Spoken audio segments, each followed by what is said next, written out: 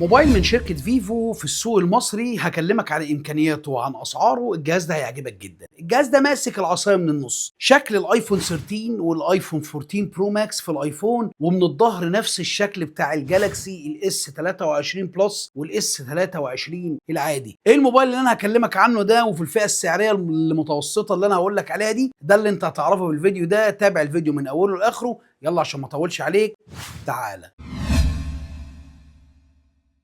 الموبايل اللي هكلمك عنه النهارده من شركه فيفو ويدعى اسمه في 30 لايت 4G. الموبايل اللي هكلمك عنه ده امكانياته الى حد ما كويسه جدا، شاشه حلوه جدا، كاميرات مش احسن حاجه، بروسيسور كويس وبيتحكم في الكاميرات اللي مش احسن حاجه، هيخليها قريبه من الاحسن حاجه. زي ما احنا متعودين لما بنتكلم عن اي موبايل، اول حاجه بنتكلم عليها دايما الشاشات. شاشه الموبايل المسكين اللي انا هكلمك عنه ده صديقي شاشه اموليد 1 بليون كولر، يعني 1 مليار لون، 120 هرتز، بتديك نتس من 1200 نتس ل 1800 نتس. يعني هتشوف اضاءه في الشمس وفي الاضاءه العاليه بسم الله ما شاء الله قويه جدا. ادام قلنا اموليد وقلنا فيفو وابتكاراتها، يبقى البصمه تحت الشاشه، لان الشركه دي من اوائل الشركات في العالم اللي عملت بصمه تحت الشاشه. الشاشه بتيجي 6.67 انش، الجهاز عملاق. البيزلز مش اصغر حاجه بس برضو مش اكبر حاجه، فهتبقى حاجه كويسه مش حاجه وحشه. وزي ما احنا متعودين يا صديقي، بعد ما بنتكلم عن الشاشات بنتكلم دايما على الكاميرات. الكاميرات اللي انا هكلمك فيها ممكن تكون شايفها مش احسن حاجه، بس بفضل البروسيسور اللي انا هقول لك عليه في التليفون ده هيخليها كويسه جدا. الجهاز بيجي من الظهر قدامك بثلاث كاميرات، بس هما مش ثلاث كاميرات، هما كاميرتين، والثالثه دي بتبقى سنسور. كاميرا اساسيه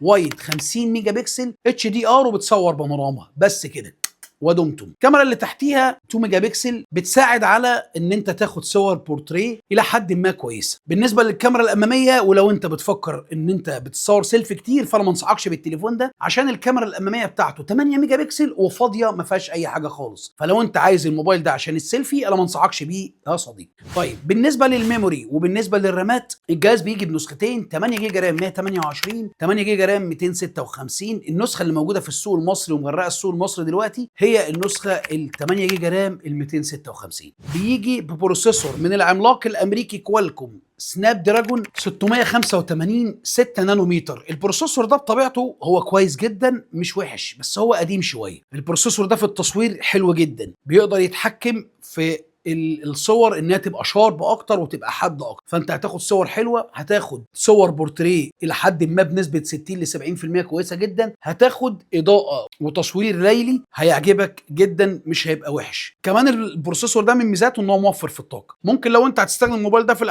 العاب كتير، الموبايل ممكن يسخن معاك انما مش هيلاج معاك خالص. يعني البروسيسور ده في الالعاب كويس الى حد ما، بس هو في التصوير اشطر واشطر وتوفير الطاقه. وبما انه موفر في الطاقه، فشركه فيفو حاطه لك بطاريه كويسه جدا، حاطه لك بطاريه 5000 ملي امبير. ومش كده وبس، ده حاطه لك شاحن 80 واط بيقدر يشحن من 0 ل 80% في 30 دقيقه فقط. كل اللي انا قلته لك في التليفون ده وكمان بيزيد عليه سماعات ستيريو سبيكر. وبرضه بذكرك ان شركه فيفو من اقوى الشركات في العالم في حته السبيكر وحته الصوت، وكنا اتكلمنا في الفيديو اللي فات على ان هي من اوائل الشركات اللي خلت الموبايل يقدر يعدي ال 100% في حكايه الصوت. طبعا ما يبقاش الصوت احسن حاجه، بس برضه اسمها عملت ابتكاره جديده يعني، والعالم كله يعتبر شغال عليها. كل الامكانيات اللي انا قلتها لك دي يا صديقي، والتليفون ده في السوق المصري هتلاقيه في حدود ال 10500 جنيه. ده المواقع الرسميه ودي الشركات الكبرى. اما بره المحلات الاخرى ممكن تجيب الجهاز في حدود ال 10000 9800 جنيه، بس هو السعر الرسمي حاليا في العروض اللي معموله في السوق المصري ب 10500 جنيه. فلو انت بتفكر تجيب موبايل ليك لشغلك وفي نفس الوقت مش عايز حاجه عاليه، مش عايز حاجه مكلفه، انا شايف ان الجهاز ده كويس. لو انت بتتصور سيلفي الجهاز ده ما يخصكش انت خالص. لو انت عايز حاجه لابنك، عايز حاجه يذاكر عليها، الكلام ده في السعر في المتناول في سعر ال 10000 جنيه، فانا بنصح بالجهاز ده. وان شاء الله هنبقى نتكلم عن موديلات تانية الفتره اللي جايه دي هتعجبك. تابعنا يا صديقي. لو انت اول مره تشوفني، احنا بنعمل فيديوهات مقارنات بين موبايلات الايفون وموبايلات الفلاج شيب حول العالم، وبنحاول بنسعى جيدا ان احنا نجيب لك اماكن موثوق منها تقوم بيها بخدماتك التكنولوجيه، سواء كانت موبايلات او كمبيوتر بي سي او لابتوب او ما شابه ذلك. تابعني على الفيسبوك بيج احمد_تربو، بنجيب عليها عروض هتعجبك ان شاء الله. حابب تشوف فيديوهات منسقه معنونه تحت بعضيها، هتلاقيها على اليوتيوب تشانل احمد تربو. اتمنى ان انت تتابعها وتفعل زر الجرس عشان يجي لك كل جديد. قربنا نوصل على 10000 مشترك. مستني رسائلك على الانستجرام، اعذرني لو بطول في الرد عليك، ضغط رسائل مش اكتر والله. كان معاك احمد تربو، سلام عليكم.